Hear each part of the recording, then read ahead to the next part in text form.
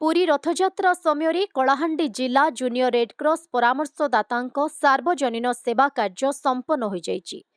गत 6 जुलाई 9 जुलाई मध्य पुरी विश्व प्रसिद्ध रथयात्रा अवसर में राज्यर प्रत्येक जिलूर अनून्य 700 जन युवक रेडक्रॉस और जूनियर रेडक्रॉस परामर्शदाता छात्र छात्री जोग देथिले।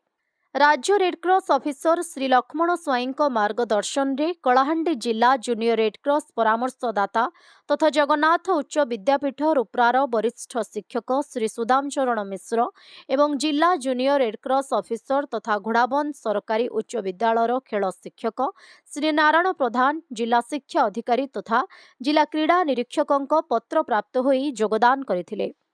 राज्यस्तरीय एही कार्यक्रम को महामहिम राज्यपाल श्री रघुवर दास उद्घाटन करिथिबा बेले अन्यमानंक मध्यरे राज्य मंत्री मंडलर उच्च शिक्षा मंत्री सूर्यवंशी सूरज एवं स्वास्थ्य मंत्री डॉक्टर मुकेश महालिंग योगदान करी अभिभाषण रखिथिले।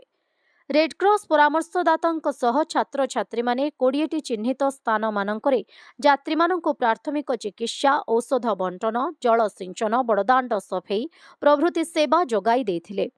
साधारण यात्री माने और बुद्धिजीवी माने रेडक्रॉस रो एभली कार्यक्रम को भूयसी प्रशंसा करथिले। जिला प्रतिनिधि क्षमासागर साहू को रिपोर्ट ओडिशा हाइलाइट समाचार।